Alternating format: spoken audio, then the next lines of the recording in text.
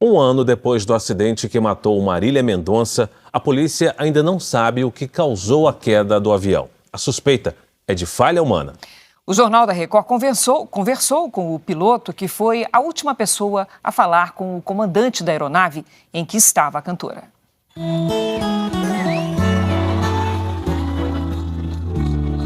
Não houve um só dia desde o acidente em que os mais de 90 mil habitantes de Caratinga, a 300 quilômetros de Belo Horizonte, não tenham lamentado a morte precoce da cantora Marília Mendonça.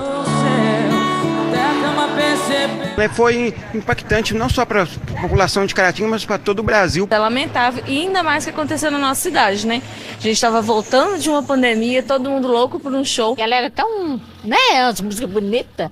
Aos 26 anos, no auge da carreira, a rainha da sofrência perdeu a vida numa das montanhas que cercam a cidade.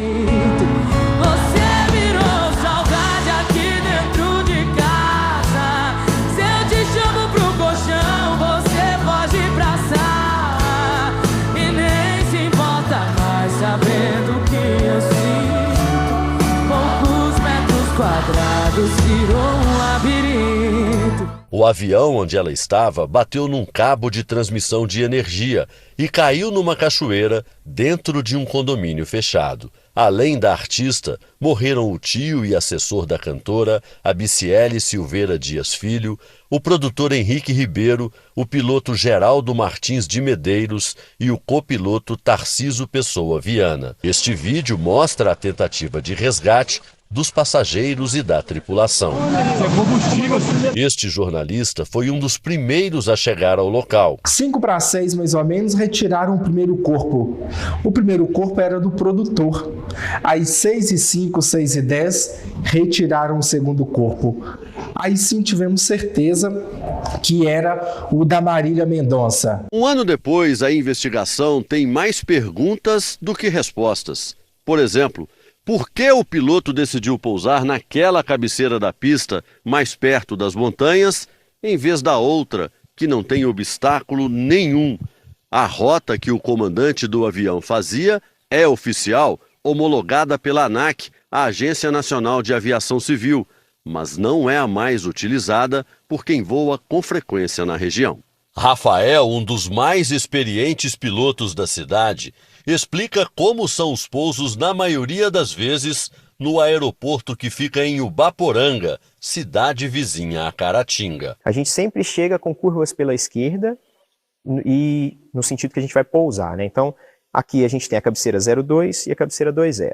Então, a gente chega perna do vento, que é o sentido contrário de pouso, paralelo à pista, mas contrário ao sentido de pouso, perna base, final e o pouso.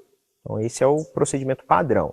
É um aeroporto pequeno, sem torre de controle, o que significa que os próprios pilotos coordenam pousos e decolagens, se comunicando um com o outro pelos rádios dos aviões. Rafinha, como é chamado na aviação, foi a última pessoa a falar com o comandante do avião onde estava Marília Mendonça. Eu comuniquei com ele, que é um procedimento padrão que a gente tem, né, uma frequência livre, e ele reportou que estava 5 minutos na minha frente. Ou seja, ele estava no caminho para o pouso. No caminho para pouso. Então, como a gente que é piloto, quando um outro piloto reporta isso, a gente já não fala mais nada, porque ele já está concentrado no pouso da aeronave. Logo nos primeiros dias depois do acidente, os peritos finalizaram o trabalho de campo. Analisaram o plano de voo, as condições do tempo na hora da queda do avião, conversaram com testemunhas. Mas o laudo ainda não ficou pronto, porque essas informações precisam ser confrontadas com as dos fabricantes do avião e dos motores. Além do CENIPA, Centro de Investigação e Prevenção de Acidentes Aeronáuticos, a Polícia Civil Mineira também investiga o que causou o acidente. Hoje de manhã, em Belo Horizonte, o delegado responsável pelo caso falou sobre as evidências encontradas até agora. E o piloto ele não fez a manobra que se esperava. Então ele saiu da zona de proteção do aeródromo para fazer esse pouso. Então é um fator que pode ter contribuído para que o acidente ocorresse. Qualquer obstáculo para além da zona de proteção do aeródromo não havia obrigatoriedade de estar registrado.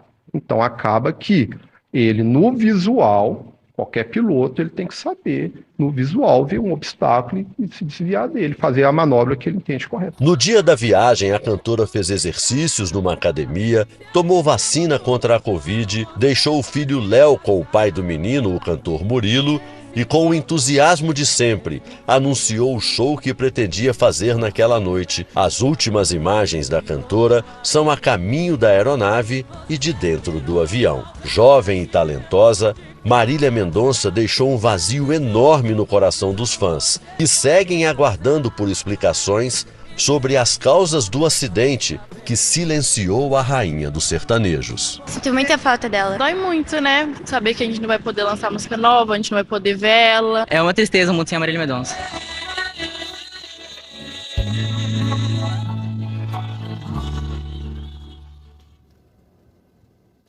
Em nota, a Companhia Energética de Minas Gerais disse que não existe obrigatoriedade de sinalização dos cabos, já que a linha de distribuição atingida pela aeronave está fora da zona de proteção do aeródromo de Caratinga.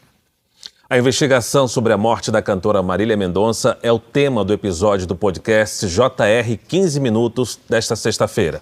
Eu e o repórter Luiz Gustavo conversamos com o comandante e especialista em aviação, Fernando Pamplona.